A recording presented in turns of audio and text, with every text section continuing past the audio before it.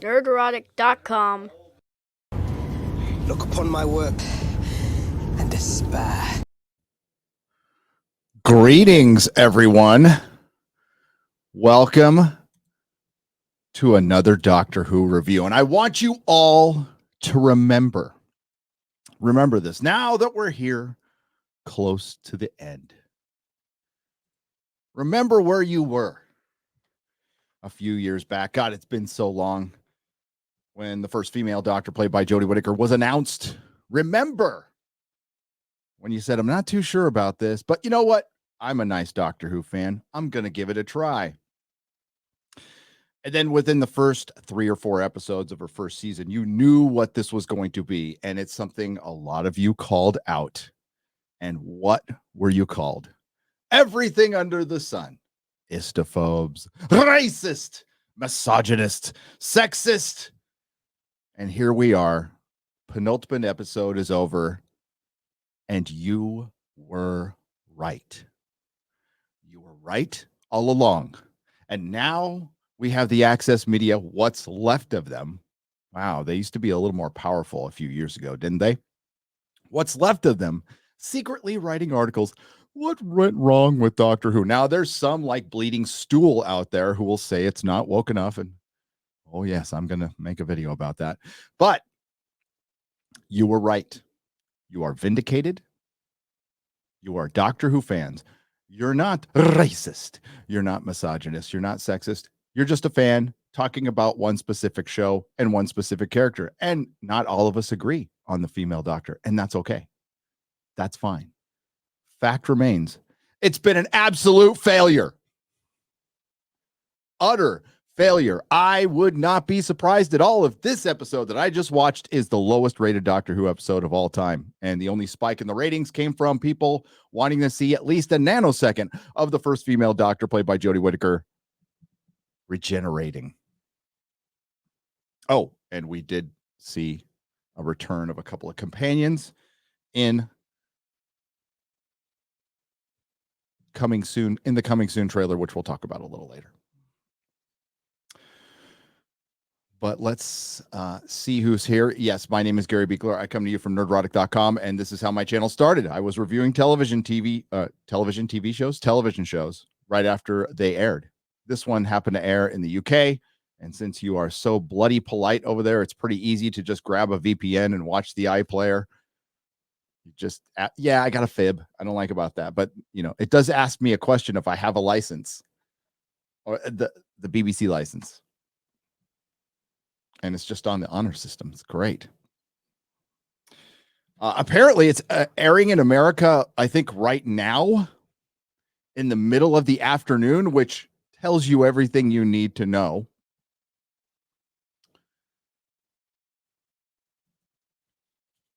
But first, let's get to you guys.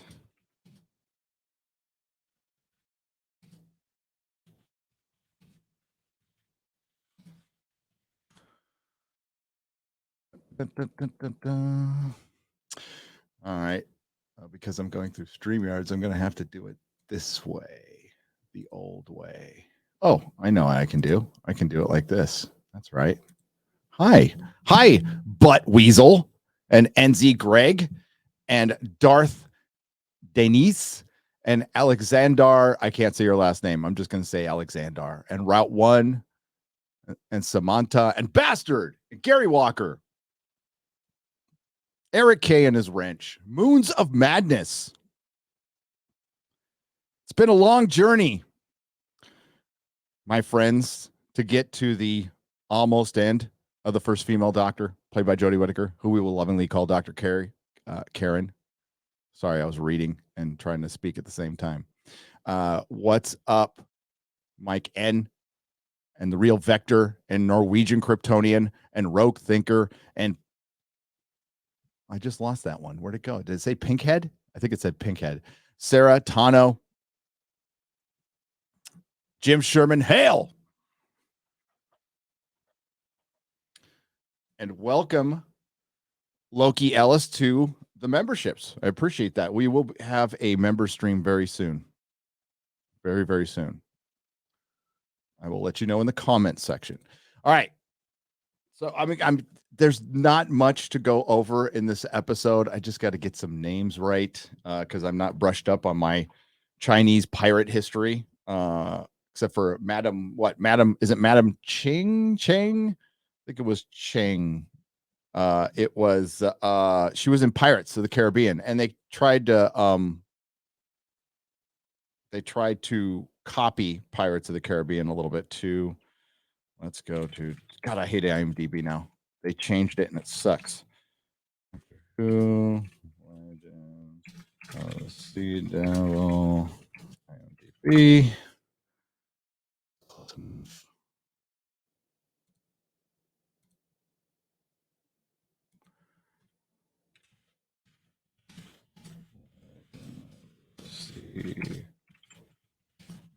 Sorry about that. Hate those moments of silence. There we go. Okay. Get my notes. And of course, this is the Easter special. So it's okay to have Easter specials, but we can't have Christmas specials. What do you want to bet RTD brings that back? What do you want to bet RTD brings back the Christmas special? I'm thinking he probably will. Man, everything hinges on that next decision, doesn't it? That next doctor decision. It's all riding on that. We did hear Chris Chibnall say that they would probably ignore the timeless children. Not good enough. Not good enough. You need to get out your eraser and erase it. It needs to be shown to us in a TV show. It needs to be made canonical, or it's always going to be there. RTD can spend his whole era, whether it's 1 year, 2 year, 3 years, whatever, ignoring it. Next dude or lady who comes along could just pick it right back up.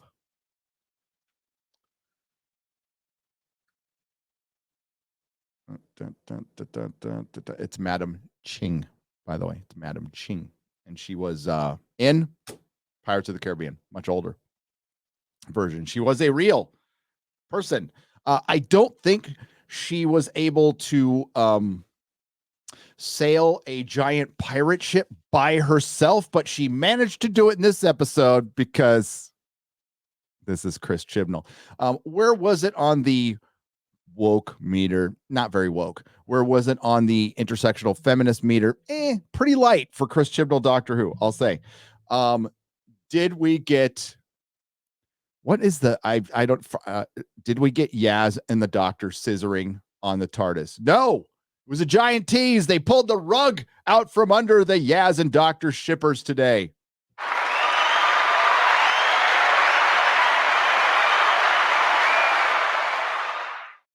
A little mention, a passing mention of River Song, not by name. The first female Doctor played by Jodie Whittaker, who was wearing a different costume. Cultural appropriation, by the way. Hope you all noticed that. Oh my God. Yeah.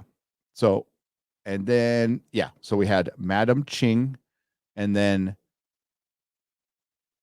Jihoon, who is another, I guess, pirate from a couple of 100 years before. And of course, the Sea Devils. And to prepare for this episode, I, of course, watched their first appearance. And God dang, it's just so good. I just watched a couple of random episodes, right? So, but the first episode with the third Doctor is all Roger Delgado Master, and it's just so good. God, rest in peace, Mr. Delgado. Such a tragic end. Best Master, little sword fighting between him and that probably sounds bad these days, but actual swords, back when men fought with swords, not the sword fighting we get today. It's great. And then the Doctor had a little sandwich when he was done. So fucking John Pertwee is the fucking goat. He's so good.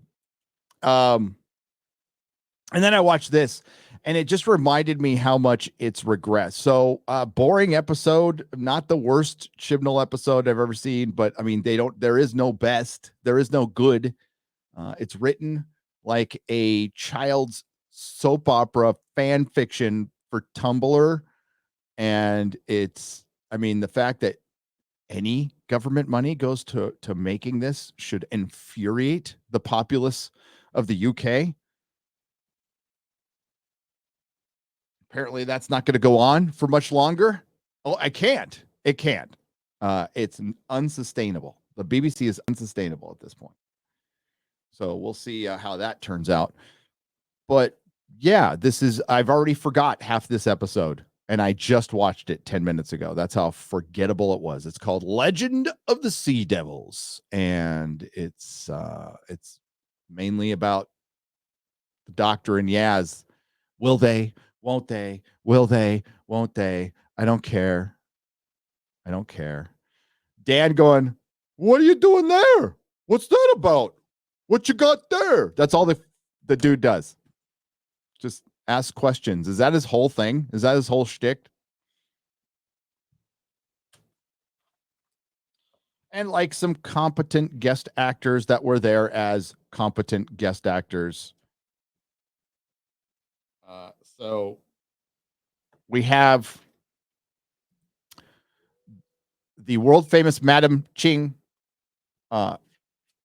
goes to a Chinese village and breaks open a statue of a sea devil to get the location of a treasure. She ends up releasing the sea devil who was trapped inside. He kills the entire town, including a young boy's father.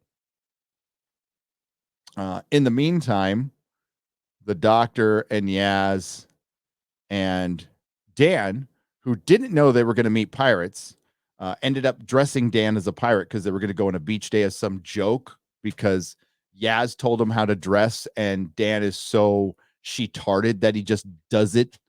And it was supposed to be really funny and it was dumb because you thought like you didn't know you were meeting pirates. They just said that. So the Sea Devil is released, kills everybody, takes off on his Sea Devil pirate ship. Boy is like, you killed my father, I'm going to kill you. So Dan and Yaz and the Doctor, they get separated. So Dan's with the boy. I'm really going to rush through this because nothing fucking happened. And Madam Ching was able to not only overpower Dan and this boy, it's not a boy, it's a grown-ass man. She was able to hang them both upside down.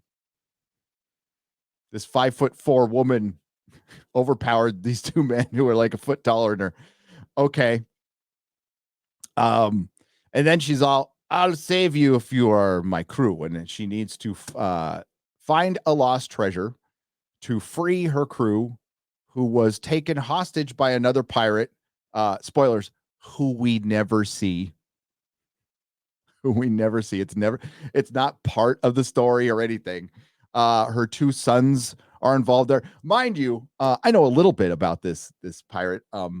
Madam Ching was great. She was kind of an honorable pirate for back in the day, except for the fact that if you disobeyed one single, any of her commands, not one, like you go to the bathroom now, if you say no, you're beheaded. But otherwise, total hero. Just massacred people and stole shit, but she stole it honorably. Okay. There's so many honorable pirates in this too. Apparently, they had cut out some footage of this episode, some scuttlebutt, because it might have been deemed too offensive. Because I don't know if new Doctor Who was shown in China. So they cut out some. It was only a 50-minute episode. Thank you. That's all I've got to say is thank you. I don't care what the reason was. You saved me 10 minutes of my life. All right. So they are in pursuit of this treasure that the Sea Devil wants too. So the Doctor goes back in time with Yaz, and then they go, they start broaching the conversation of scissoring, right? They keep it very light. Then they go back in time and they witness another pirate forcing all of his crew off his ship, Jihoon, as he kneels to a sea devil who betrays him. And the sea devil wants the treasure because there's a keystone in it. It's a MacGuffin. The Sea Devils want to reclaim the planet. They were originally, if you guys don't know the Sea Devils, they were here before us. But they're usually, well, not pirates, and they don't need ships, but because they're aquatic. But apparently, they want a ship because it strikes fear into the hearts of the land lovers. So yeah, it's just boring as hell. So the Doctor and Yaz witness this betrayal and then don't do anything about it. They just go, because the ship's about to, they've got like a giant sea monster cracking and it's gonna pull the ship down. So they bail, and then they have a nice romantic moment in the bottom of the ocean, and they talk more about scissoring. And the Doctor says, "I'm not such a bad date, am I?" She makes some faces, and Yaz goes, like she always does, because Yaz is the most useless companion. I mean, Dan's pretty useless too, but Yaz has been consistently useless. But wait, there's more. The sea bot. They're on the floor of the sea, and it falls out, and the monster comes up, grabs the TARDIS, but they get out. There's like never any sense of danger or stakes. There's a couple of action scenes with Jodie Whittaker, which like I laughed out loud. Fucking hilarious, because she can't shoot action scenes. So it's just her picking up a sword, then they cut away. Then it's her getting away from the bad guy while she throws away the sword. Then it's her getting on a rope and like they cut away. They don't show her swing. Or when they do show her swing, it looks like your 7-year-old swinging on a rope. It's just like, God, I know this is a family show. I understand that. I totally do. But I was just watching The 11th Hour, which is cinematic compared to this. That was 10 years ago. It shot better. Christ, the effects are better. The acting is better. The casts are better. The editing's better. The music's better. Everything's better. Like light years better. So I don't know if they're paying more for the show. They couldn't be. They couldn't be. Either way, it's shit. So I wrote it down. I swear to God, it's such a boring episode. All right, so they need to get the treasure so Madam Ching can get her non-existent crew back that you never see. Jihoon is from like 200 years before. He is trapped by the Sea Devils, which they eventually get him out. And they find out that the magic bullshit machine can like freeze. It can do anything. It's godlike. It can reverse the poles of Earth, and that's what the Sea Devils want to do. We're just going to cut the chase. They want to reverse. They want to do a pole reversal, which will somehow flood the Earth, and it will be aquatic once more. And all the Sea Devils are pirates now, and he's got, he looks like Davy Jones. He's got a kraken, whatever. Madam Ching is the most honorable, soulful saint pirate ever, along with Jihoon, who was a pirate, who was also the most honorable, soulful saint pirate, which is whatever. And they all team up to fight the damn Sea Devils, and they beat them. And they get the Keystone. Dan actually does something. I think he does actually. The only scene that I thought was good is he had one of the Sea Devil swords, and he just swings and he kills like 9 of them. And I was like, all right, that was pretty good. That was pretty funny. It was, playing off of Dan being useless. But I mean, you can tell that they know this is just dead man walking. The show's been dead man walking since episode 4 of series 11, since for my UK viewers out there.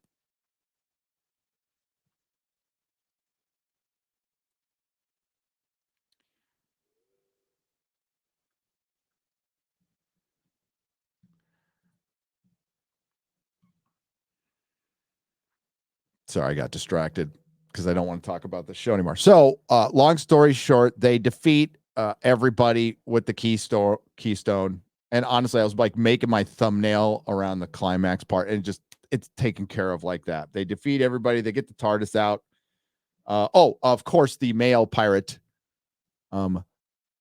Jihoon sacrifices himself, and at least the doctor for a second goes, no, you can't do that. And he's all, no, I want to do it. And she goes, okay, and then just leaves. Remember when like David Tennant or Matt Smith would be just tortured when they would leave somebody behind to die, and there'd be this big long scene with some sad Murray Gold music, and we're all, what a sacrifice. And then like, it would go back later on, 10 or 11 would think about like the people who have sacrificed themselves for him. No, she's like, okay, bye. And he dies. And they just blow everything up. Pretty sure they take the sea monster out too, but they didn't really cover that part.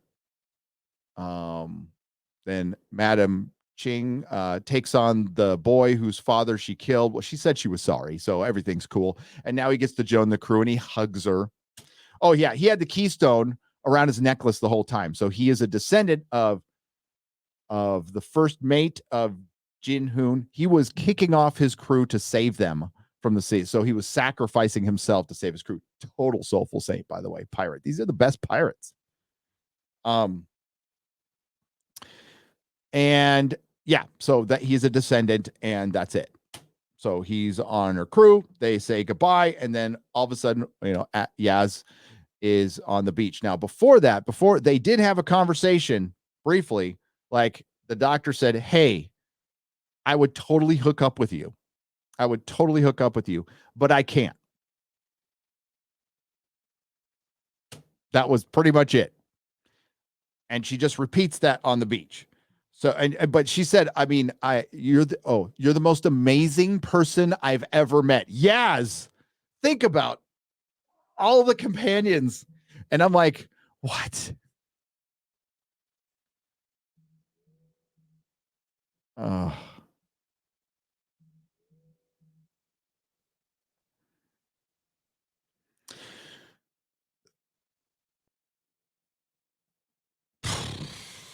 Yaz. Way more amazing than Rose, Amy, Sarah Jane Smith, Ace, Tegan, who we saw in the trailer afterwards. Yes, that's right. Ace and Tegan. It's going to be like a BB. It's going to be it's going to play out like a Big Finish audio adventure, like a modern one, not the good ones from a few years ago, like a modern one. Perry's still looking good. But yeah, it's most amazing companion ever.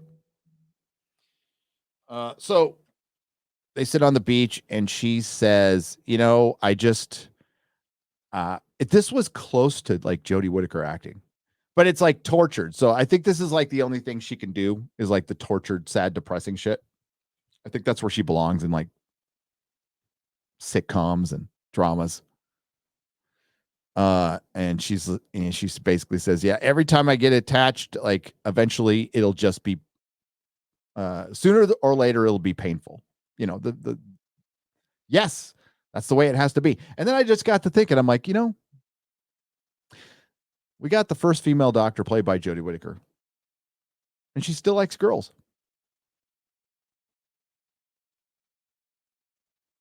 Not really representative. I mean, great representation, but not representative of most of the women on the planet. Just thought that was interesting. And as I said the other day, we started the era of the first female doctor played by Jodie Whittaker with her playing the first female doctor. And now we're in an era where we cannot define a female. So did it happen? I don't know. I'll let the woke work it out as this era dies and ends. And hey, we'll do some guessing on the UK ratings. The American ratings, like where were the American ratings for the last festive special, the not Christmas special?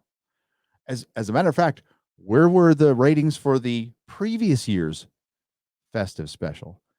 I was curious because I went and looked and I looked and I looked, and it turns out they didn't register, weren't significant enough to report here in America. So, I mean, this kind of sucks. I'll admit it. It sucks. As an American viewer who just wants the show to be British, for you guys, like I'm happy just watching, except when you guys do crazy shit like this. Like, this is fucking nuts. But for most of the era of Doctor Who, I was perfectly fine. All British crew, all British actors. I just do not bring Americans in there. Maybe an Australian. I would accept an Australian. It would have to be a pretty special Canadian, but no Americans. I'm fine with that. But you need us now. It's sad. It's very sad. You do. For this show to exist, it needs the international audience, and it's dead over here. I see little chance of it coming back, other than bringing Tenet back as 10. But they would just engage here for Tenet being 10. Maybe Matt Smith to a certain extent, but nowhere near where Tenet is. And then once he left, most people would bail again. That opportunity that ship has sailed, I think. And it's very sad. So they're going to have to do something extraordinary. And some might argue, well, they did that with Russell T Davies. Most people over here don't even know who he is. I'm not saying that as a point of pride or anything like that, but it's just a fact. Most people don't know who he is. As a matter of fact, a lot of the American audience they favor Matt Smith and Moffat just as much. I know some UK audience are all, what? Just saying, it's different. We're a simple people over here. We like our action, adventure, and hot companions. There's nothing wrong with that.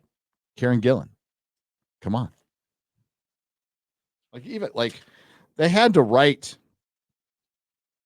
Like Clara Oswald had to be written horribly to make her so annoying. She was so hot. But yeah. So no scissoring on the TARDIS. That's the shippers might be happy that they even mentioned it. I'm not really sure. I'm thinking they're going to be pissed that they didn't make out. I think they're going to be very upset. 5s and 10s of them are going to be really, really upset. And yes, here, let me share this.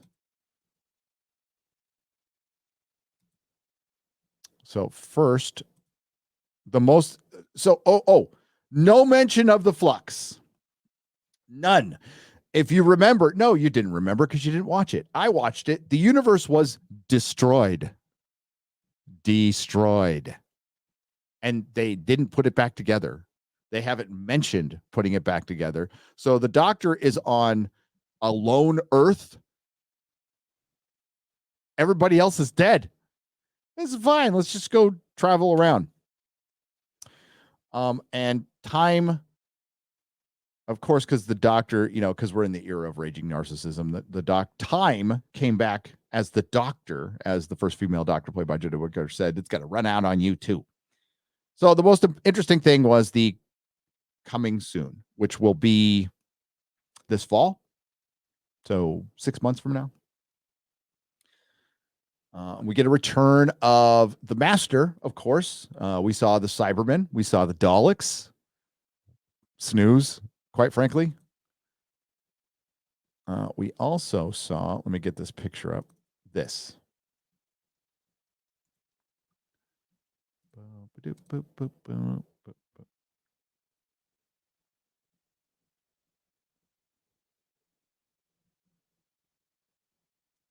Oh, if I can share the image right, hang on. From this computer.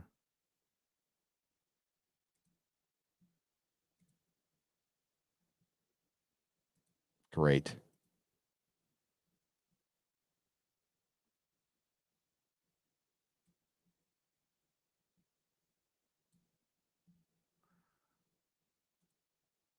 Here, this will be easier. Sorry. We're going to go overlay on this one.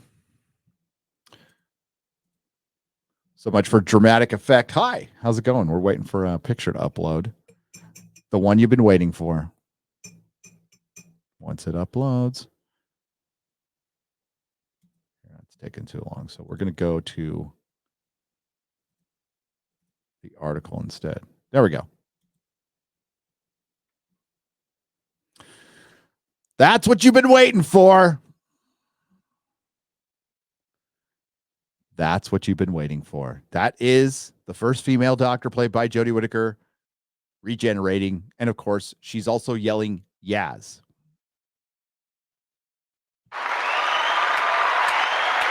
I hope it happens in the first minute of the episode.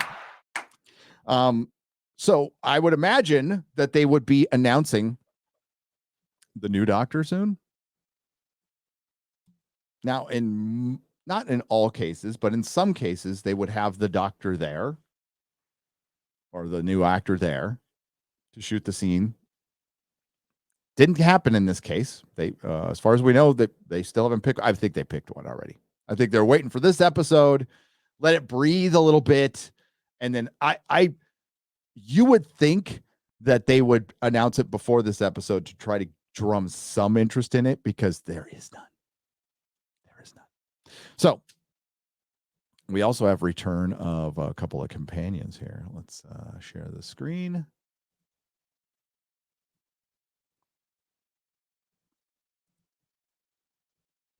Yep. Ace and Tegan and maybe more. Grey Worm comes back next episode. I think that's going to be the Doctor's dad. So they're going to solidify the Timeless Children some more. While Chris Chibnall was out there blowing more hot air, saying they're going to forget it, he's not done with the Timeless Children unless the BBC pulls the plug on him. This is what I was told. Like, it is not done. Now, that could have been the Tecteun shit from the Flux. I don't know. Don't really care. But the only thing that anybody is concerned with who is a Doctor Who fan is the Timeless Children. It must go. It's great seeing Tegan and Ace. We love them. But I don't want them in this shit. I don't want them in this shit. It doesn't excite me. It's like, oh, great. They're going to ruin them. They're probably going to come off as insufferable whatevers, like Jodie.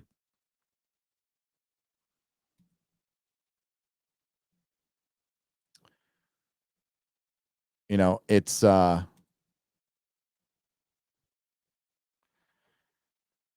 really sad. But as I said in the beginning of this live stream, remember where you were a few years back. Remember all those people who said they were going to be Doctor Who fans now that it's a woman, and they were drinking all their male tears. And then they put their cups down and didn't watch the show, didn't support the show like we knew they would. We also knew that they would saddle the first female doctor played by Jodie Whittaker with a bunch of identity politics, intersectional feminism, and activism. So much so that they had to dial it down. They actually tried to dial it down while remaining within their diversity inclusion CRT bullshit that they were doing well before Disney and anyone else. And it was too late. It was too late.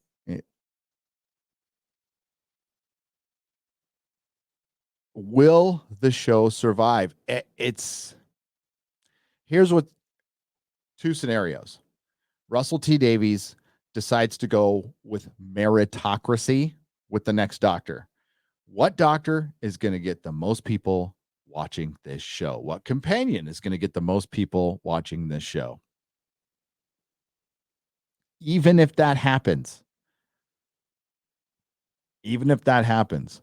it is an uphill battle to get even 75% of your audience back that is left. Most people leave permanently. And then that first episode has to be a banger.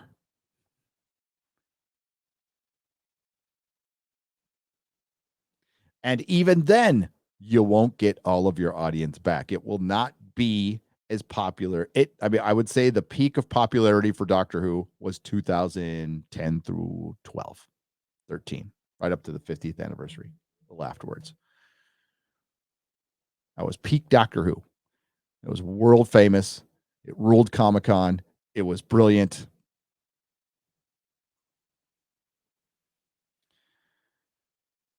And to prove the government can't run anything, they just decided to play it safe.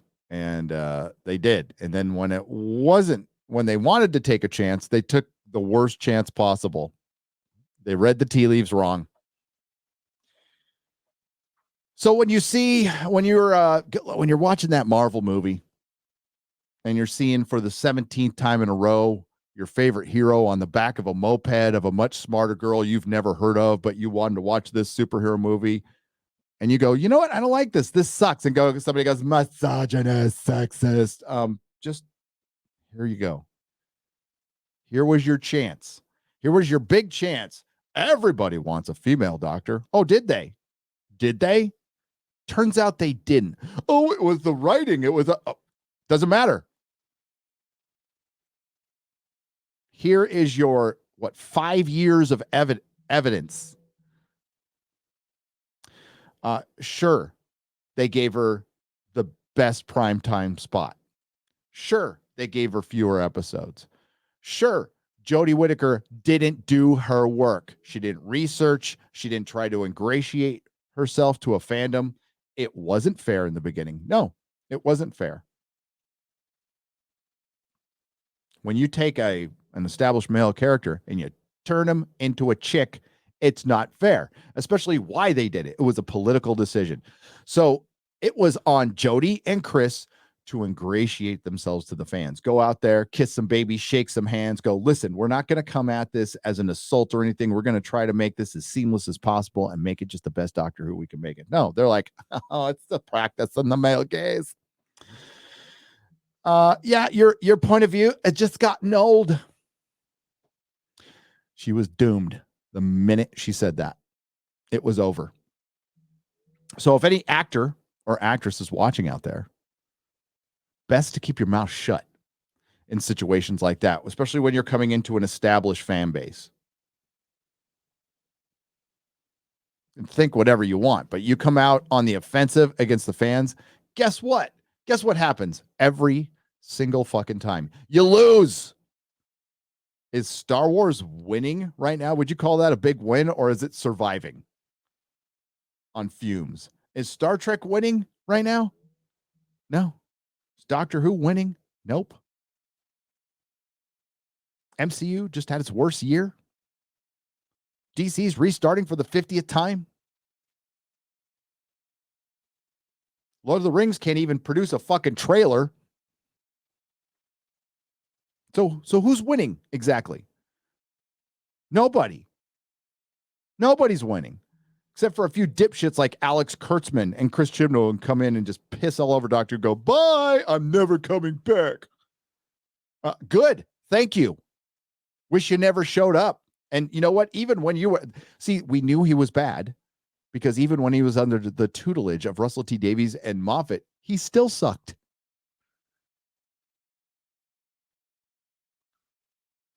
By the way, he was the guy who took the job. He was not the first choice.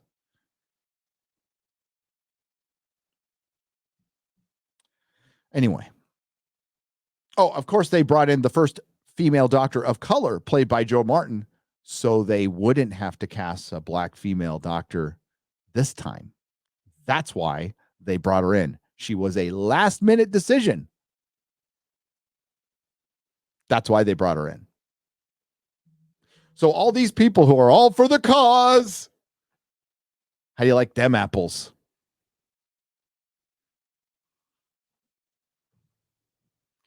Ultimately, yes, it's writing. Writing can win over people or alienate them. It was going to be a tough sell anyway. But can I even say this anymore? Of course I can. If my aunt had nuts, she'd be my uncle. Ifs and buts, doesn't matter. What happened, happened. It was an utter failure. We knew it was a failure in 2019, 2020, 2021, and we still know it's a failure. 22. So we're saying the same shit we've been saying. The Rotten Tomato score for season 1, which was Frozen at 20%. The Rotten Tomato score for series 12, which achieved 0% on the audience score. Zero, negative, nada. Or how do you guys say it over there? Not.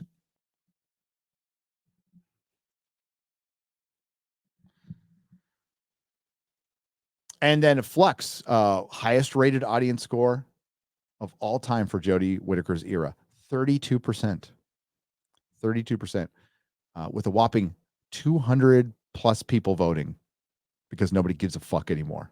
Everybody was out after the Timeless Children. Timeless Children was an abomination, an unforgettable abomination. And the thing is, even if you ignore it, we saw it. We can't unsee it. You did it. You can't undo it, but you can undo it.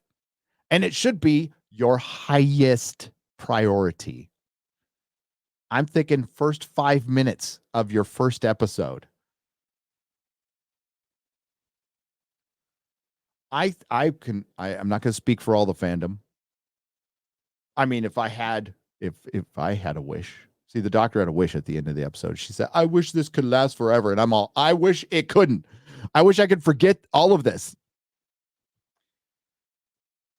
But I'd wipe out the whole era. But that's not going to happen. I would be willing to compromise. Just wipe out the Timeless Children.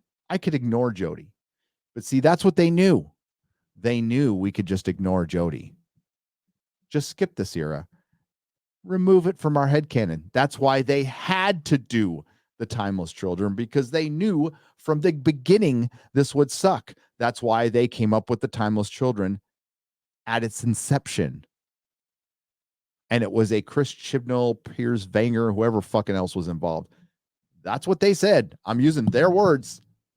That's not a rumor. That's reported that they came up with it at first. My speculation after that is to solidify the first female doctor played by Jodie Whittaker into the Doctor Who history, because they knew everybody would ignore it.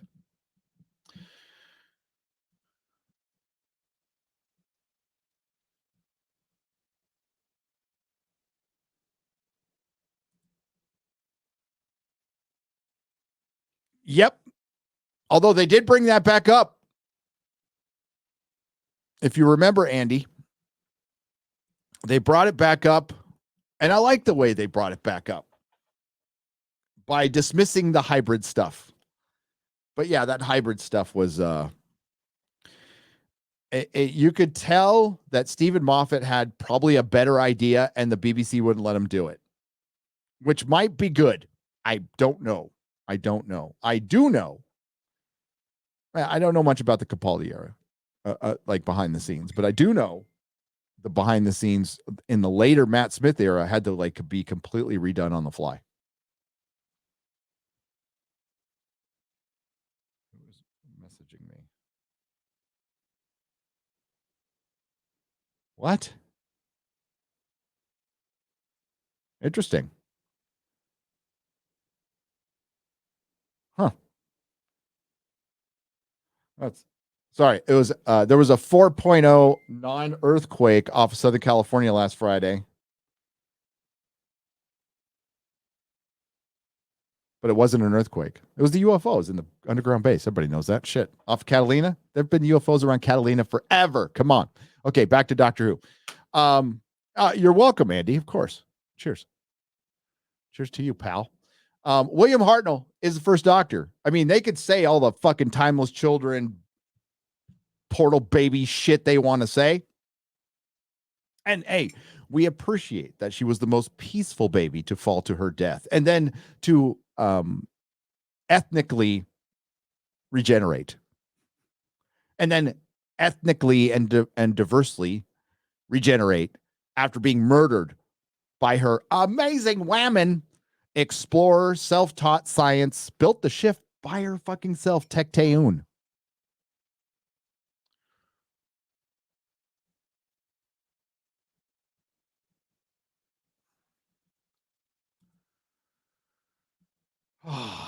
So yeah, again, I wouldn't put this down up like it's not memorable. I'm gonna forget it. It's just what we thought it would be. It's just a forgettable episode, you know.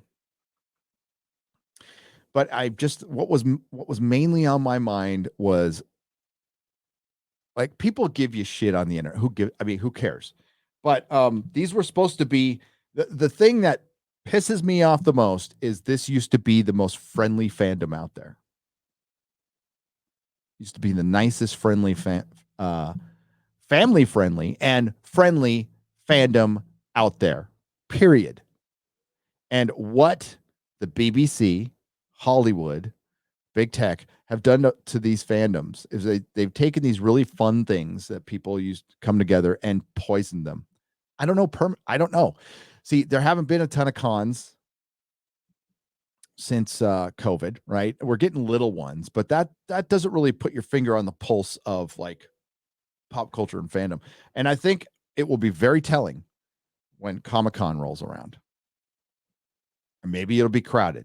Maybe it'll be packed with so many people that the fire marshal keeps people from coming in, which has happened in the last 7-8 years. They have a cap. It's 125,000 people in that building of ticketed people, and then there's like another 80 or something thousand of the workers. There's usually about close to 1 million people running around downtown San Diego during this time. I'm very interested to see if it's going to be like that. If WonderCon is any sign, it ain't going to be good.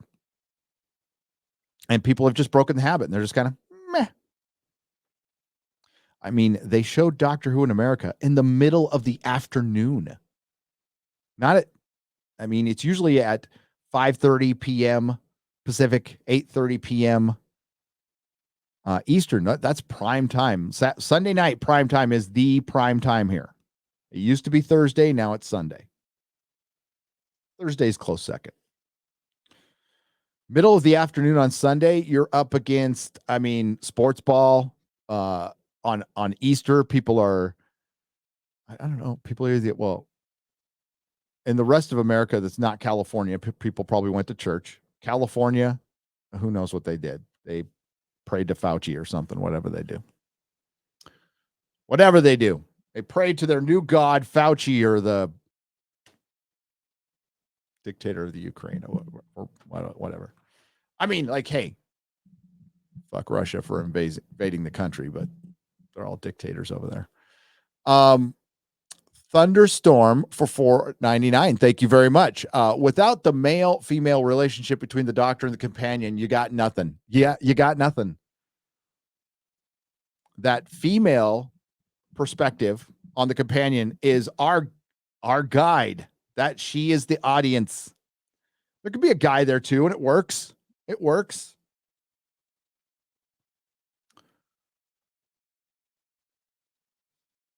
But yeah, and I know there's somebody's about to suggest a doctor. I can't remember the actor's name, but the guy who plays Baltar, he'd be a fine doctor. My expectations for the next doctor have been lowered quite a bit. I'd be willing to put up with just about any dude. I think what they need to do is go it's got to be a young guy. So somewhat young, let's say between the ages of 35 and 45. You can't go old doctor again. You just can't. I don't know about super young either. Matt Smith was a very special case. Simon Pegg would be a good Doctor Who. He'd be again when he was younger, maybe. Ian Socks for $5. He's been poisoned since hanging around Jar Jar Abrams, though, unfortunately. He needs to hang around his pal Edgar Wright a little more. But thank you, Ian. Yes, and I would take him over Jodie for sure. And he's been in Doctor Who. That would keep the tradition of like your doctor previously, except for Jodie, previously being in the show. Not tradition, but they do it. They've done it.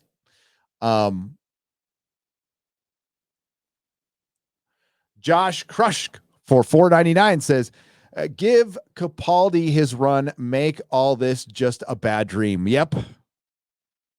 Poor Capaldi. I don't think he's going to come back for an anniversary special. I think they burned him pretty badly. Made a bunch of promises that they didn't keep. Edward and Morris for $1.99 says, happy Easter, Gary, and happy Easter to all of you out there. He says, Christ has risen. He has risen. And I agree. I saw somebody on Twitter today. There's going to be a lot of people on Twitter like doing this like anti-Christian shit. Just ignore it. Forgive them. Don't let them ruin. I like, as somebody who's not religious myself, I don't get any joy. Like, I don't understand, never understood the hatred. I mean, I'll make fun of anything. I'll make fun of myself, but just having out and out hatred for it, being so anti, well, that's a dogma in of itself, isn't it? Right? It's a little hypocritical. That doesn't concern people on Twitter. I know that. Peter W. for $5. Happy Easter, Gary. Off topic. I have been watching The Closer Look, a YouTube channel. I think he would be a good guest for one of your shows. All right. I'll take a look. I'll take a closer look at The Closer Look. Thank you, Peter W. Agent Zero for $10. Ooh, did she get the Sam Jackson shark death from the Deep Blue Sea? Chomp. Yeah, baby. I would love it. But no. No, the Master is going to be in the next episode with the Cybermen and the Daleks and Ace and Tegan and maybe who knows who else. They just showed those two holding machine guns. And yeah, I shit you not. And then it showed her regenerating a little bit, which we can show again because I knew it made so many people happy. Let's do it one more time. Let's do it one more time. Where'd it go? There it is.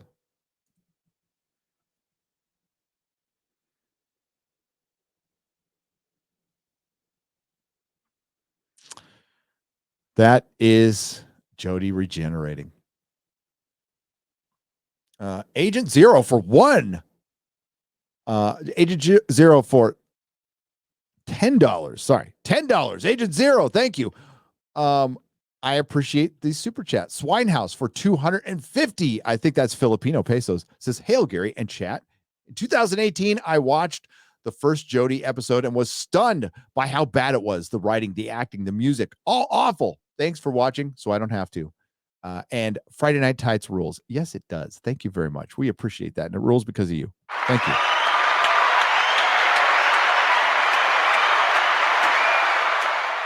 You guys are the best part of the show. Hail and happy Easter, says Johnny Loco for $19.99. Thank you, Johnny. I do appreciate it. Of course, I will be live after the final episode. It'll be a fucking celebration. Let's just be real. We're going to have a celebratory live stream. I'll try to get some peeps on with me. We'll see. Az had a prior commitment, so that is totally okay. I asked him last minute too. Here we go. Offer Nave on the donation side for $5 says, off topic, do you ever listen to the radio? DJ Jim Ladd? No, not anymore. Not anymore. I think the only radio show I listen to is Ozzy's Boneyard on Sirius XM when I'm in my car. Because they just play a lot of Sabbath and Iron Maiden. I'm fine with that. And Danzig.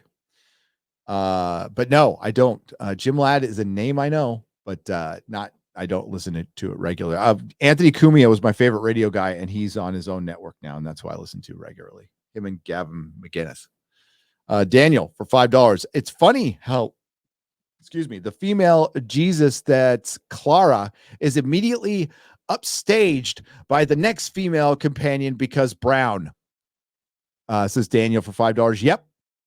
Well, for one, we need to stop making the companions like female Jesus. Okay. Just make them companions.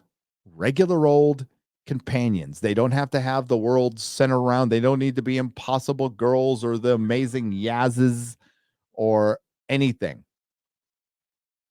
Let's just make them a companion. You know, I got started. I mean, it's been I would say I would love to see Russell go back to what he did in the beginning. You have an overarching theme that you just pepper throughout the season in single episodes that comes to a head towards the end. That was great. That was great stuff. Turn Left, man. The end of Turn Left is epic. Fucking epic. With Donna sitting there trying to remember. She's like, oh, well, she told me. And he's like, who told you? Well, the girl. What girl? What'd she look like? Well, she was blonde. And you're like, she said 2 words. Bad wolf. Dun, dun, dun, dun, dun, dun, dun, dun. Man, fucking, I get goosebumps just thinking about that. It's so fucking epic, and it's just bad wolf everywhere. That's the shit. That's why we love the show.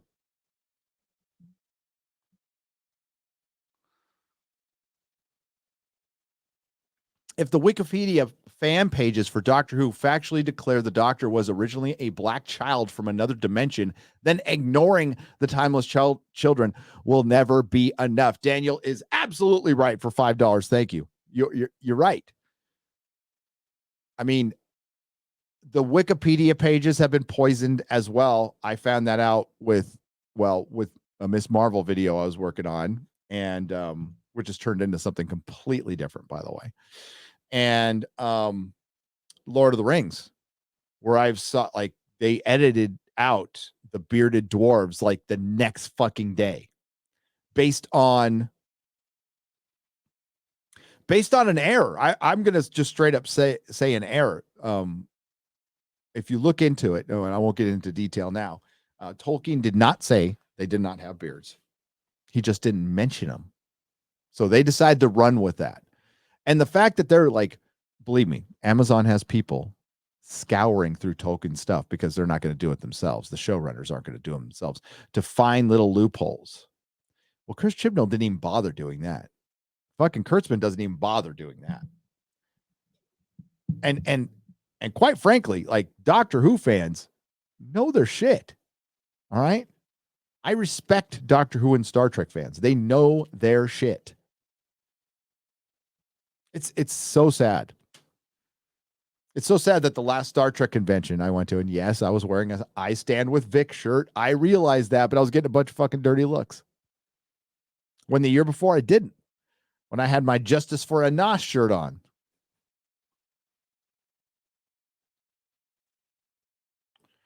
It's sad. I wonder what it's going to be like at Comic-Con. That was noisy. Matthew Hammond for $5 says, I am sorry you have to experience this terrible train wreck. I am just doing it because I'm going to see this thing through. The Timeless Children broke the show. And if you watch our live streams, I mean, we just knew all the Doctor Who fandom. We still know this. It's over. It ended. And it had a hell of a run. It's the longest running science fiction show of all time. It had the greatest revival of a TV show of all time. It could have lasted forever. Had a nice break, but even during that break, there were books, comics, magazines, toys. There was all kinds of shit being made. Audio adventures. That's what Big Finish, spawned out of. And yeah, ego, hubris, greed, activism killed the show. Takes a lot to kill something that people love this much. You don't just do it overnight.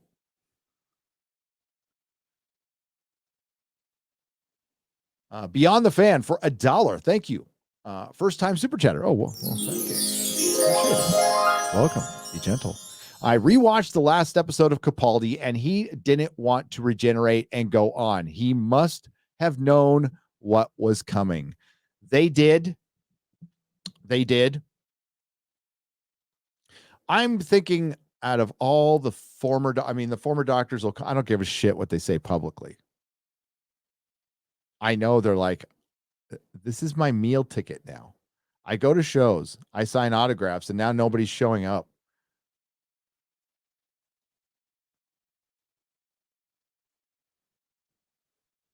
And Eccleston came in. I remember how much criticism I got for this too. Eccleston came in, got his paycheck from Big Finish, and then told the fandom to fuck off again. I'm not coming back for an anniversary special. What a dick. Great doctor. Great performance. Fantastic performance. Oh, mental health. I've got mental health issues. Go get help, dude. You need it. Doesn't excuse you from being a dick.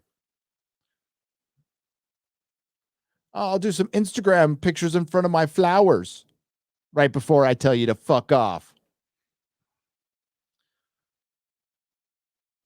I knew he was just using it. Actors are manipulative. I mean, look at Amber Heard. They're opportunists. Man needed a paycheck. He said he needed a paycheck, so at least he was honest about that. At least he was honest about that. On the super chat side, we got Piano Dean. What's up, Piano Dean? How are you? Watched Rebel Flesh and the Almost People based on your recommendation the other day. Good stuff. In the pregnancy cliffhanger at the end, complicated? Is the pregnancy cliffhanger at the end complicated? Yes. If you haven't seen it, yes. You got, that's the thing with Stephen Moffat seasons. I was just talking about that. They're way more interconnected than Russell T Davies. So you got to watch all of season 6. But it has been about 3 years since I've seen the Rebel Flesh and the Almost People. I love those 2 episodes. I think they're great.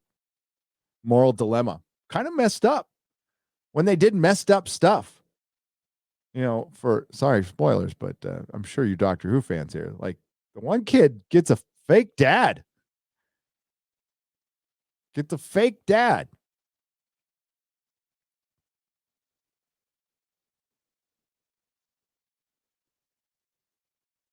Oh my God. And the girl was a bad guy, like a real bad guy. Came to a gritty end too. But yeah, that's where Moffat could shine. Fucker got dark. So yeah, I like those 2 episodes quite a bit. They made the best toy too. They made a Rebel Flesh maker, so you could make a flesh doctor. It's only good for one use. You get some powder and stuff, and make some gook. Skill. Oh, sorry. It says sci-fi for life. I thought it said skill. In the words of Adam Sessler, what? I will be drinking something bubbly while watching the Doctor and everything burn. I will be drinking coffee, but I support you drinking bubbly. I do. I wonder if Adam's doing that right now for G4.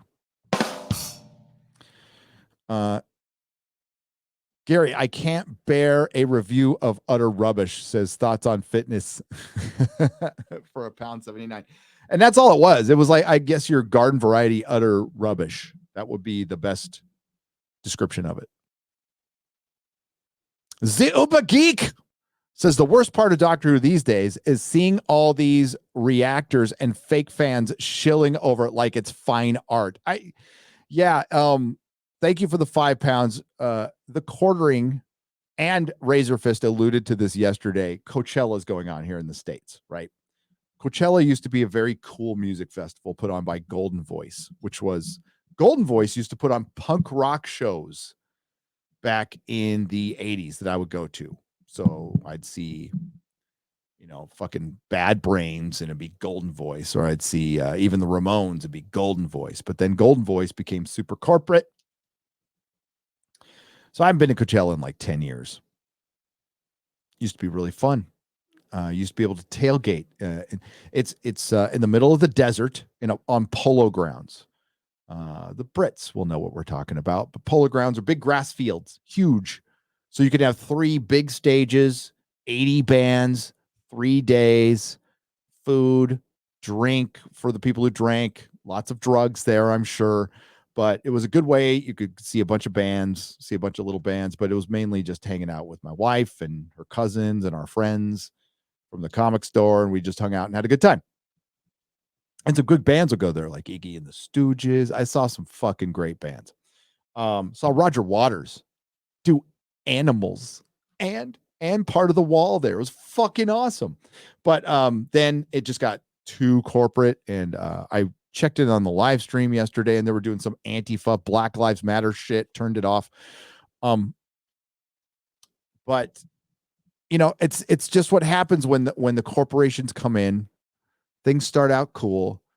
But now all it is influencers.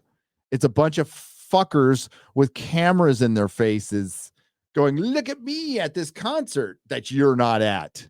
And it's all like, I don't know. I've never been big on that. I got a lot of criticism at the meetups and stuff. I don't take a bunch of pictures and throw them out.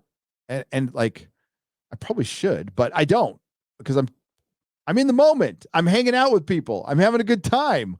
I don't want to be going, excuse me, person I'm spending time with. I want to go show everybody else where I'm at right now. It's just, I don't want to do it. But that's what Coachella is now. It's just a bunch of people holding up their cameras that are facing them, not watching the band they don't give a fuck about.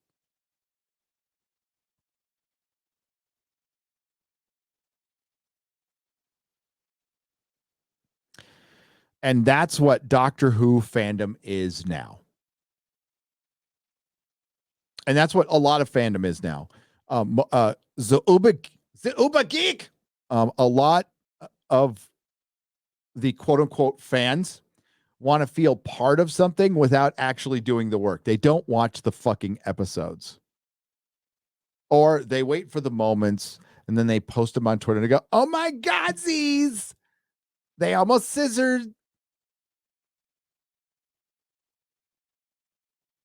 Instead of just loving Doctor Who privately. I mean, before the comic story, it was just something I liked that my family knew about, maybe my friends. But we wouldn't talk about it much. I like talking about it. It was fun. I had a really good time. It really sucks that we can't anymore. And it's just turned into a platform for influence. Does that change under Russell T. Davies? I don't know. I think some other fans are more hopeful than I am. And I truly mean this. I love the eternal optimism of fandom. We never let that die. Never let that die. Even if guys like me get pissed, you got to be optimistic about something. Just, I would say, be more realistic sometimes. I know most of you are with this show. It'd be great if it turned around. It'd be brilliant. It'd be fucking brilliant. I think we're a couple of years away from that. I think we need to see more massive failures, but this is one we can point to now. So when the MCU stands, and that's what they are stands, lowercase stands, come out of the woodwork and tell you how great Moon Knight is. Just go, okay, Junior. You said that in the beginning of every Disney Plus TV show. 5 of them. That led to Disney Plus stagnating.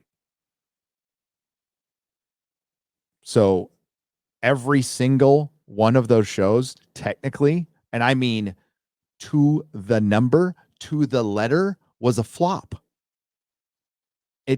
None of the shows increased their projected numbers. They were flops.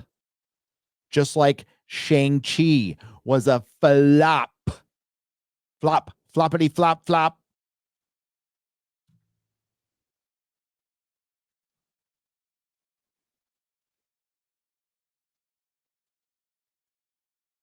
That sequel in production yet? They're going to do Black Falcon Captain America 4. It should be the first movie.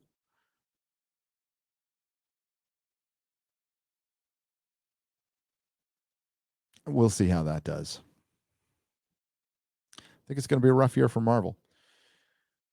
But we all said this would happen. The ratings would crash. People would stop watching. Merchandise would stop selling. You are tanking your franchise. And they decided to listen to what they wanted to hear. And it ended up costing them more money and ultimately their franchise. The BBC is not in control for the first time ever. Maybe, I don't know. I honestly, I don't know what the situation was with the Fox pilot. I don't know how much they were in control. So that might have been Fox in control. So but that failed. So I liked it though. Then it's better than anything here. But other than that, they have been in control. And, we had a Showtime series. Was it Showtime or Cinemax? Can't remember now. With, oh my God, I'm blanking on it now. Holy shit, my brain. Torchwood. There we go. I'm glad I remembered that on my own. Miracle Day. Started out okay. Didn't end very good. But it's better than anything we're getting now. So, touche to myself. We're going for an hour here. Okay, we're going to have to wrap things up soon because I got to get to work. We've got all kinds of things going on. There's the Talons of Wayne Chang for $4.49. That's British money. That's proper money. Says, hey, Gary, Ace with the machine gun I can buy. Yes, but Tegan? She left the Fifth Doctor because she said it had stopped being fun because of all the killing. Yep. I'm just saying, 60-year-old women holding machine guns.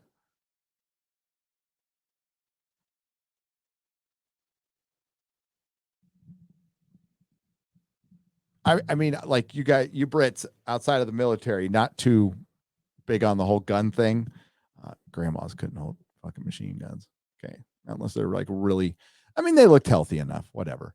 But it's just so typical. Just like they had Madame Ching sailing a giant pirate ship by herself.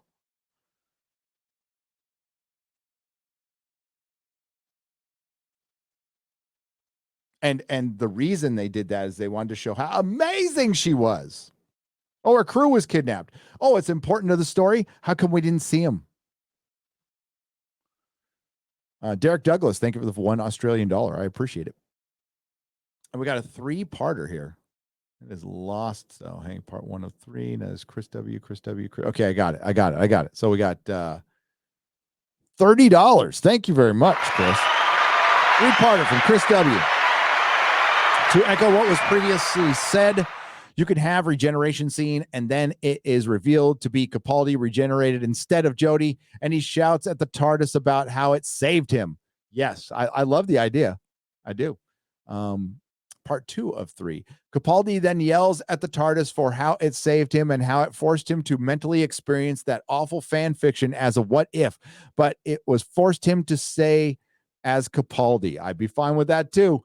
How obtuse, sad, and stupid of the BBC to dismiss the female companions as they were humanity's representation to the Doctor and the audience view into the Doctor. Yes, that's sexist. Yeah, they were. They are sexist.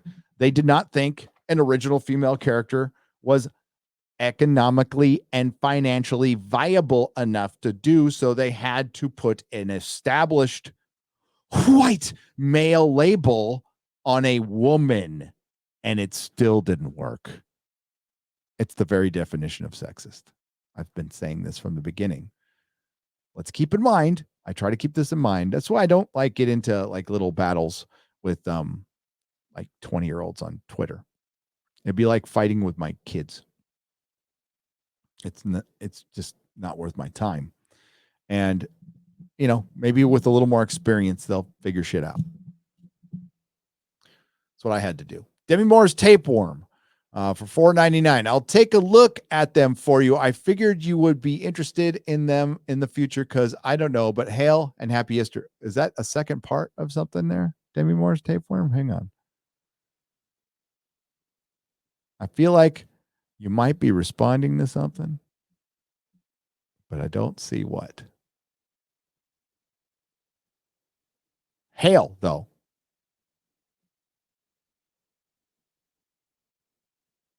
So was it comics, maybe?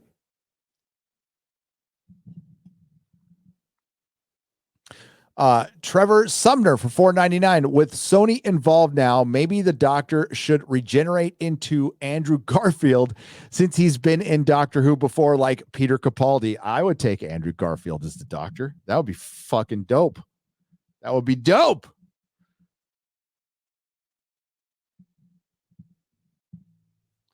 They're going to have to do something crazy to get people's attention, right? Russell T. Davies was a good first step. I think it was a really good first step. I totally did not think it would happen, but they're desperate. They're desperate. They lost licensees. They lost a ton of licensees. Like that, the t-shirts and the tchotchkes and the fucking sonic screwdrivers and little buttons and shit used to make them a lot of fucking money, and it don't anymore.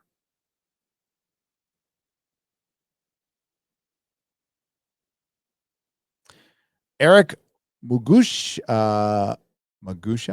sorry. Cheese and ham. Cheese and ham. It's Easter. Ham and cheese.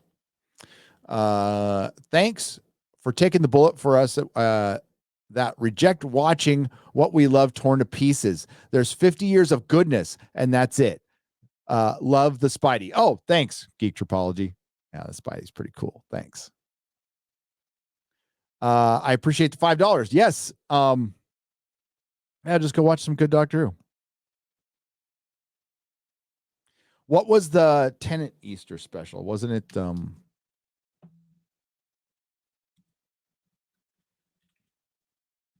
gotta see what the release dates were.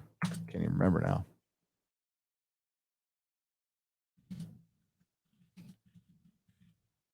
I don't think it was Waters of Mars. It was Planet of the Dead.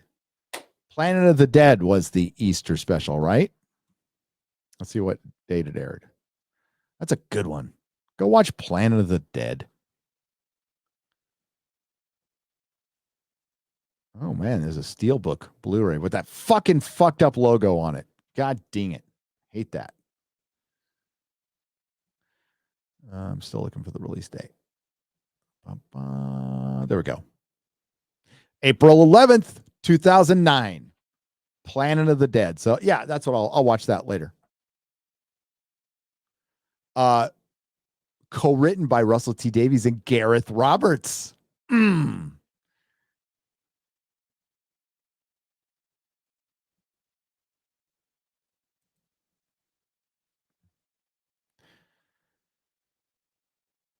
Jimmy Vlogs for $5 says, Dig Bick Davies is returning. So happy first draft Chibnall is leaving. He is first draft, isn't he? Oh my God. He is the he is the Rianne Johnson of the UK with a head to match. Moffat, in a way, is the Jar Jar Abrams of the UK, and Chris Chibnall is the Rianne Johnson for sure. I would say Stephen Moffat is far more tolerable than Jar Jar Abrams. Stephen Moffat has talent and has done things. Jar Jar Abrams does not, but they both do mystery box bullshit. Hail, Gary. Love from Alabama. Happy Easter. Watching you guys has replaced regular TV for me, and I'm hoping to start my own comic channel. Says Crimson Eagle for $4.99. Well, hell yeah, do it. Just do it. Just start. You'll figure things out later. Just get a good mic, get a camera, get some comic books, and start talking. And it'll probably be to yourself for a while, and that's fine. I did that for a long, long time. And congrats. And yeah, like I watch more YouTube than I watch TV, for sure. I know he wouldn't take it, but Ricky Gervais as the Doctor just roasting the universe will be the greatest thing ever. Clef of Misfit for $5. It really would, to be honest with you. Zuba Geek for £5 That's proper money. Says, I'm just hoping to God Jodie isn't at Wales Comic-Con in December. Haven't been in ages, and I'm tempted to wear a sign saying Karen Free Zone. Do it. You're the meme master. Do it. I'm going to try to be there, dude. I'm going to try like hell to be there. Why not? Maybe the whole thing is another variant going to come up? We're this close to taking masks off of planes, which means I can get on them again. But I definitely want to go back to the UK. Thank you, Zuba Geek. Rebecca Gold, what's up, Ian? For £5. That's proper money. I watched the 11th hour today. Dude. Real Doctor Who instead of the rubbish with Jodie. You did too, eh? I did. I was okay. The reason I did, you're not going to be able to see it, but maybe you will. I'll rack focus for you. That is my custom 11th Doctor in Tenet. You could probably zoom. I could probably zoom in on it, but I have to focus. There we go. There it is. So that's my custom 11th Doctor in Tenet clothing, and I was like fixing him up a little bit. And I'm like, I want to watch that episode, so I just put it on, and it's great. I love Matt Smith. I think he did a fantastic job. And you could tell he misses the role too. Prince Lethal says, hey, sweetheart. Hey, baby. What's up, sugar? Thanks for the $2 Australian. Prince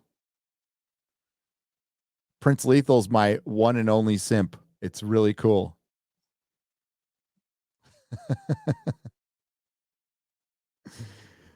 I'm not doing Johnny Depp videos, so my female audience has shrunk.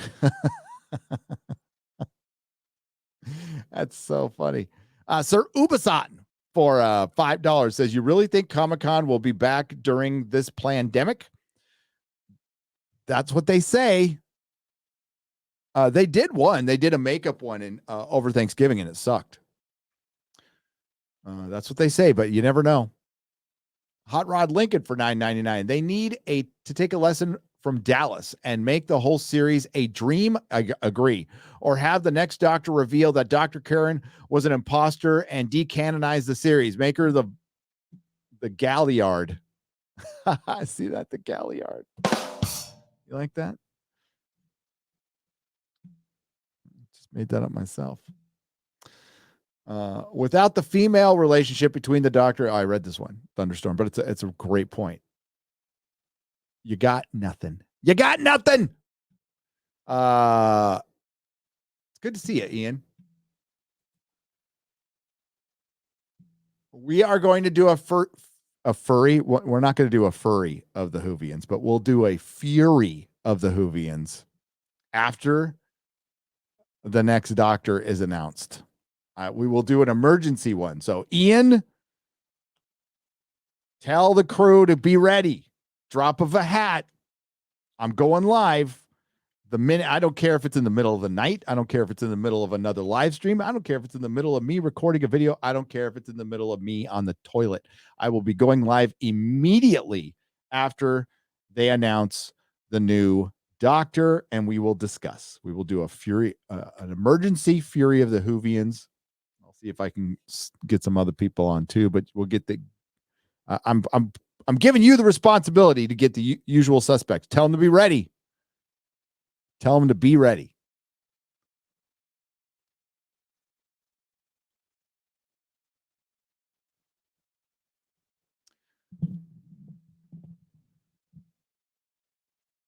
Liberative for $20. Thank you. First time donation wise. Thank you. I appreciate it.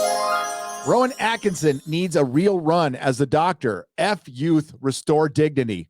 I would agree with that as an old. I'm an old, so I'm fine with that. I'm only 4 years younger than William Hartnell was when he took the fucking role. Okay. But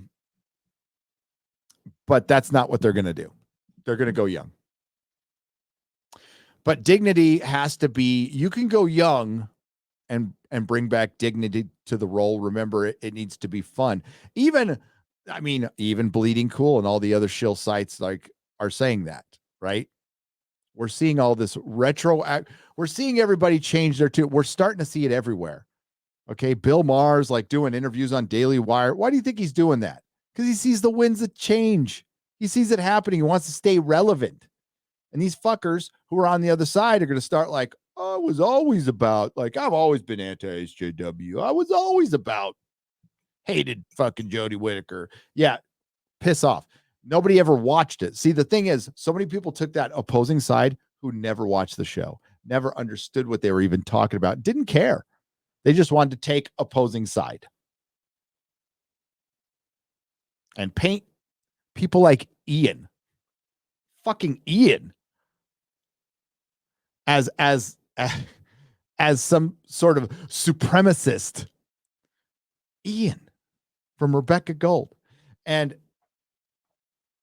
yeah, the Doctor Who fandom. All of a sudden there's this alt-right wing of the Doctor Who fandom. God, who kept on saying that over and over again? Was it, I can't think of the name of the channel. I think it's Mrs. TARDIS or Miss TARDIS.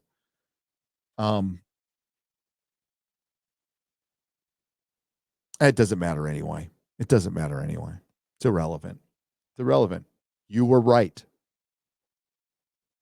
We were right.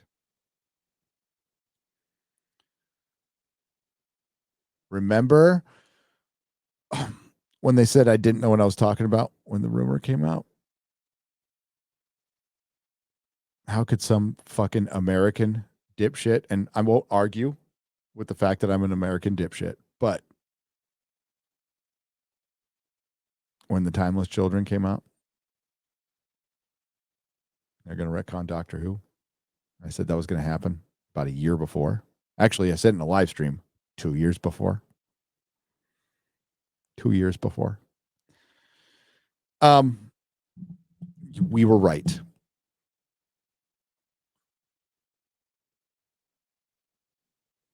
Even with RTD's return, it will take an act of God for me to come back to the show, the Nerd Way, for $4.99.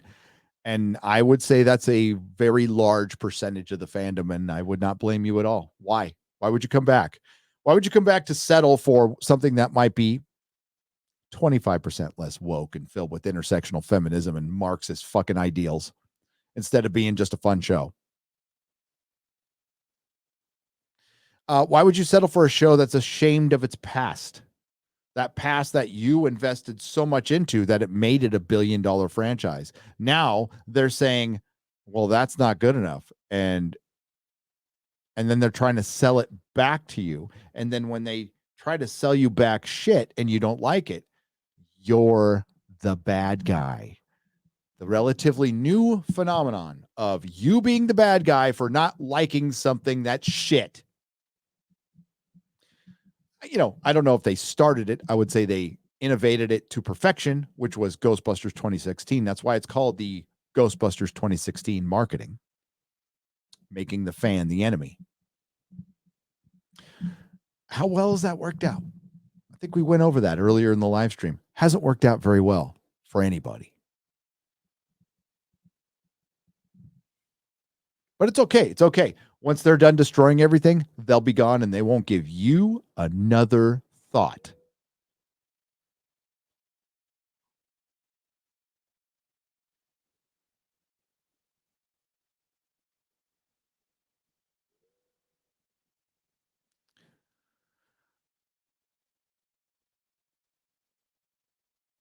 Anniversary super chat. Yes, Gary, read my anniversary super chat. My manager has a garage full of comics. Are you talking about, did you put a super chat on Az's anniversary?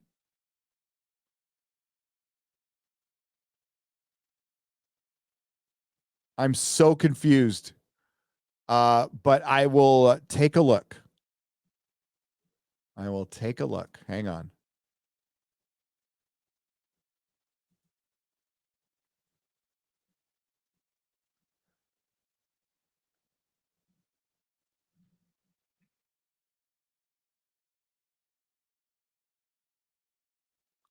Yeah, that must have been on another show, another, like one of my shows, maybe past shows.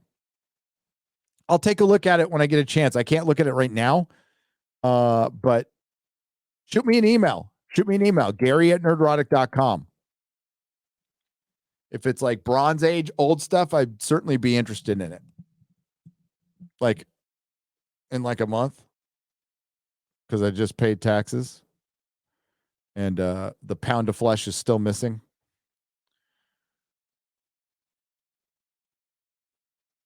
Do you have any good Wolverine comics that you can recommend? I best name that I can think of for $5, Mark Millar, John Romita Jr., Enemy of the State.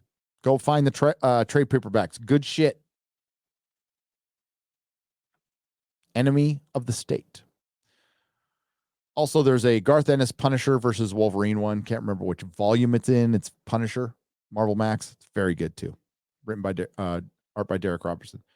Hail Nerdrotic, Doctor Strange rocks. Dr. Pooh sucks. Says Woolpix the grumpy old fan for £2 British. Well, we'll see. I hope so. I hope Doctor Strange is good. I hope so.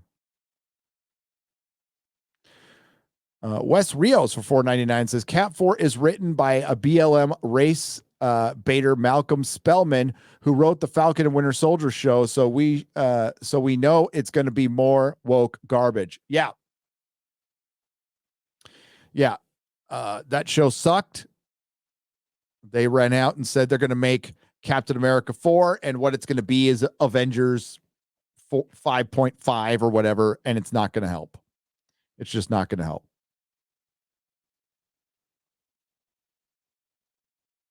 Let's see how Wakanda Forever does.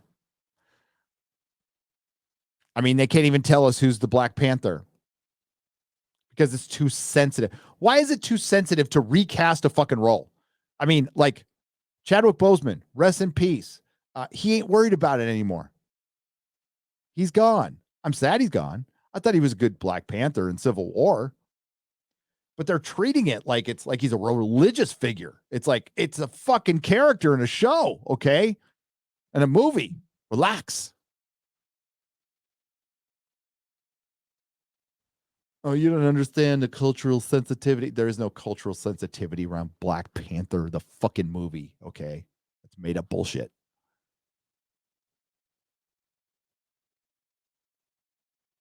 You know what else is made up bullshit? Miles Morales. Miles Morales is Miles Morales.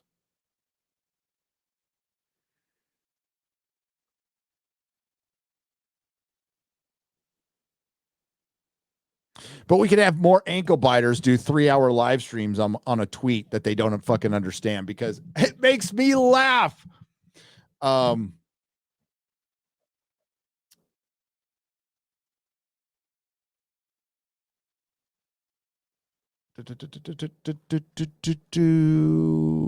Okay.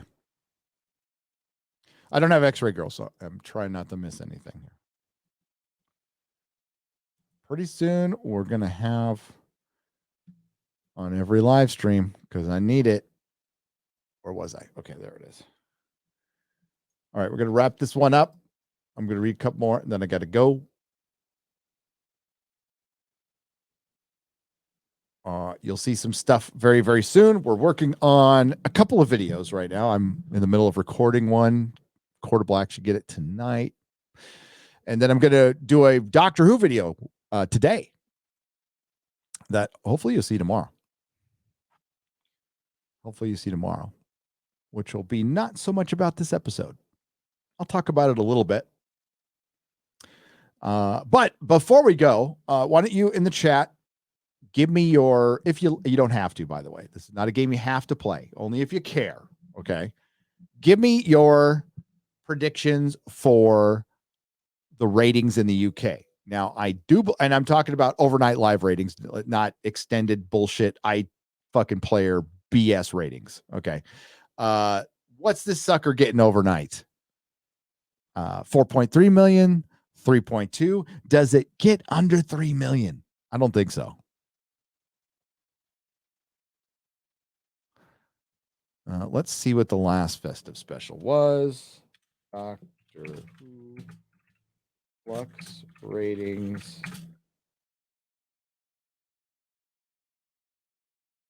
Accumulator.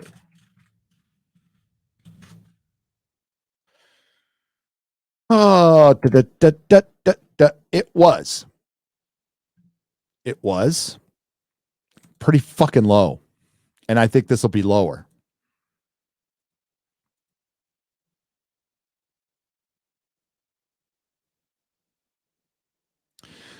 3.21 million.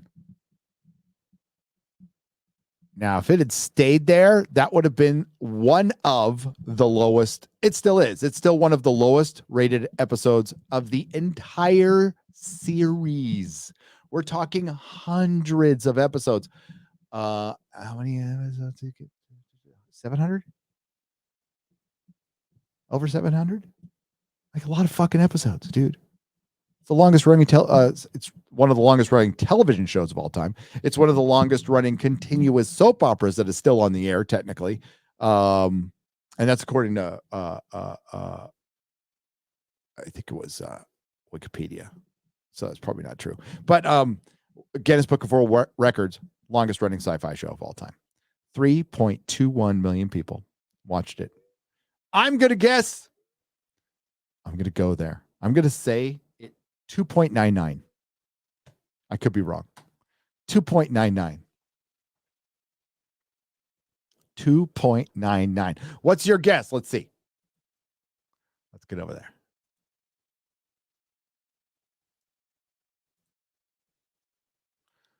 We got 3.1. Okay. We got a 2.8. Ah, I like that one.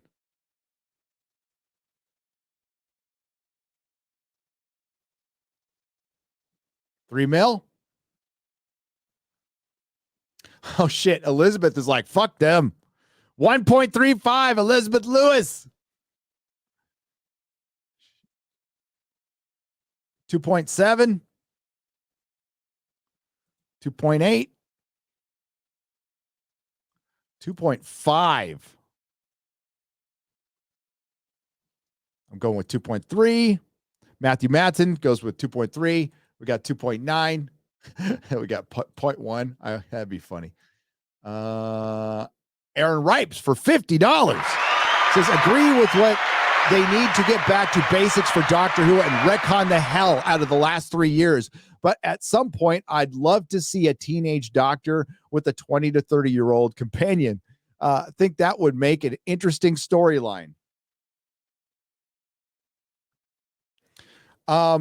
Yeah, would the Doctor adopt immaturity going that far back?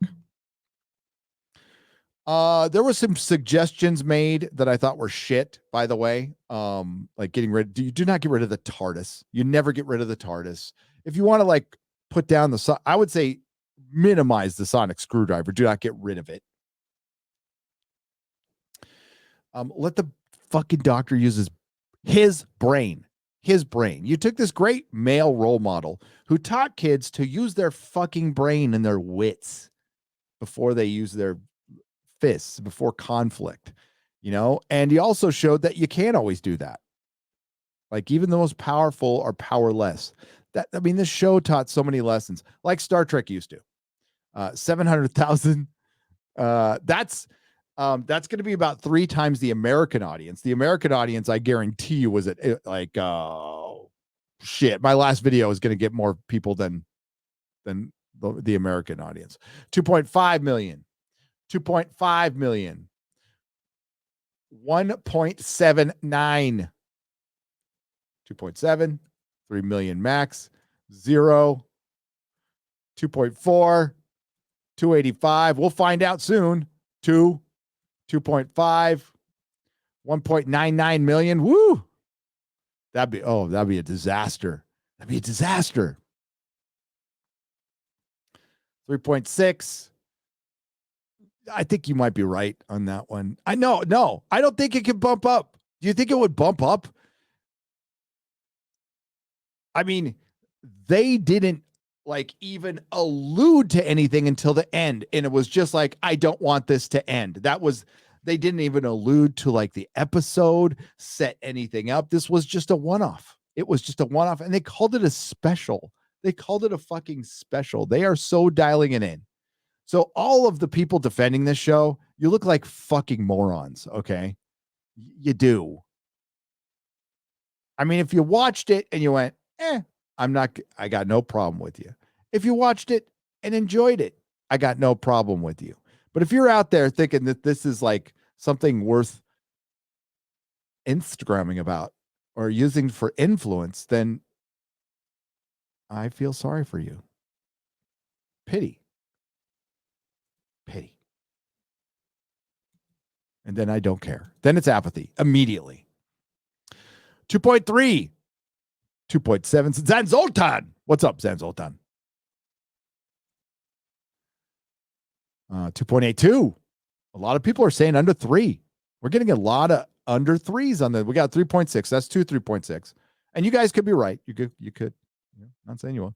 2.9 says Beyond the Fan. That's what I say, basically. 2.7.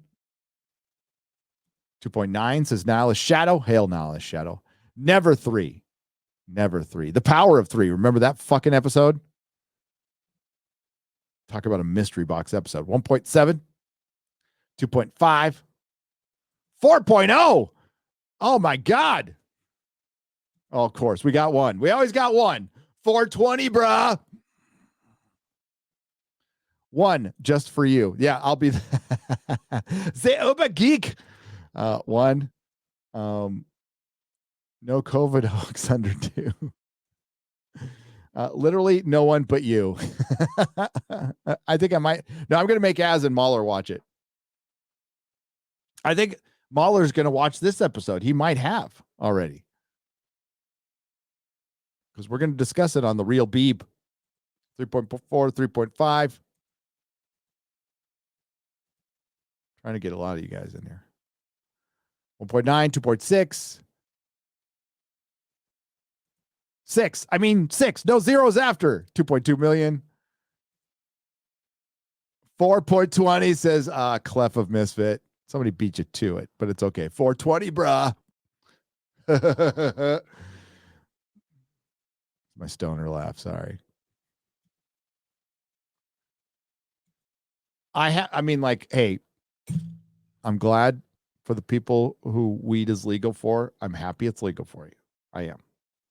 I got nothing against you. If you like to partake in the sticky icky, you do it. I am happy I am in a state where there isn't a bunch of people driving around under the influence of the sticky icky because it's noticeable. And all the potheads say, it's not noticeable. Sorry, you're stoned. I'm the sober one. I'm the one who's lived in California my entire life. And I'm the one who can tell you definitively that things changed when pot became legal. Driving changed. People changed. Things changed. Was it for the better? I don't know. But they changed.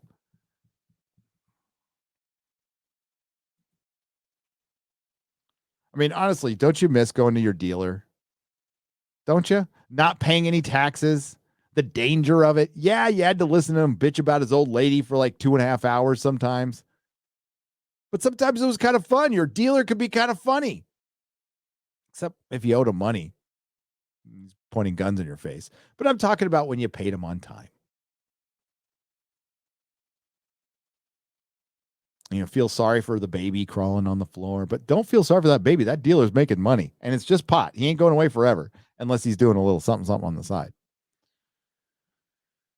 Yeah, you know, Mendocino pot farms are now like legit. It just doesn't seem right. I don't know. That's just me.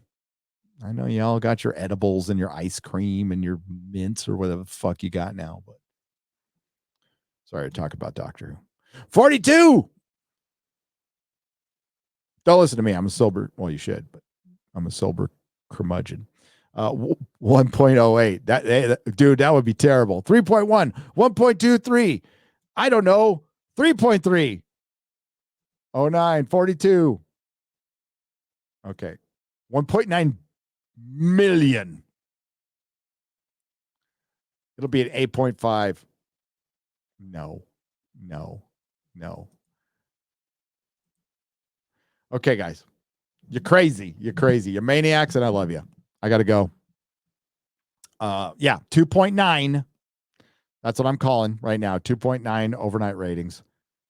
And it will be the lowest rated episode of all time, or damn near close.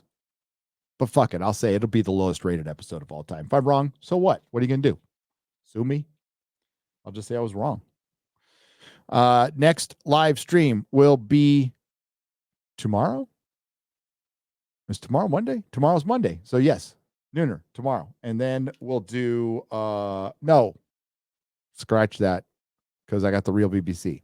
So no live stream tomorrow. Real BBC on Tuesday. 10 a.m. Pacific, 12 p.m. Central, 1 p.m. Eastern, whatever fuck time it is in the UK right now. I'm pretty sure it's, what is it? I'm doing the math in my head. I think it's like 6 or 7. With Az and Mahler and Nina Infinity, and we will be talking about Doctor Who. We'll be talking about some Marvel stuff, Elon Musk, and some comics. I'll break out some comics for you. And maybe previewing The Northman a little bit. Nina saw it, so maybe she can give a spoiler-free review.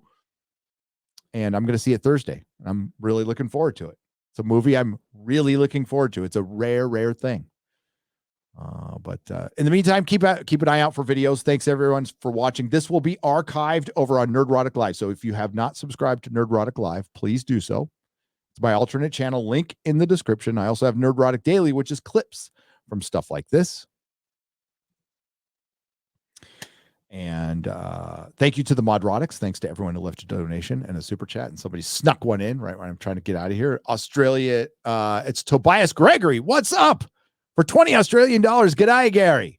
Hope you're going well and enjoying your home. I am. I'm unpacking still. I'm looking forward to visiting the States again soon. Just waiting for them to fuck off masks for flying. Have a great one, mate. We're about a week away from that, I think, Tobias. And yeah, come out for, if anything, come out for Orlando in October. There's going to be a Texas meetup in June, and then in August there'll be a Vegas. August is Vegas, so make your plans accordingly. I'll have dates for you next week. I'm kind of waiting for Jeremy to announce Orlando, and then I'll announce Vegas. But maybe I should just do that first because it's before it anyway. But it doesn't matter. But thanks everyone again. Thanks Tobias. Thanks to the Modrotics. Thanks to everybody who just sat down and watched. Friends, frenemies, taking your time out of your day, your Easter. Happy Easter to everyone out there. You know, the one thing we can all agree with is the world could use a little more gratitude, right? A little more gratitude. And I would be grateful if Doctor Who turned around. I'd be the happiest guy. To sit down with my friends and review a good episode of Doctor Who. You know how long that's been? It's been a long time. That would be fucking awesome. I'll take a little bit right now. I'll just take a little bit. So I'll catch you guys later. Ciao, Bella. Nerdrotic.com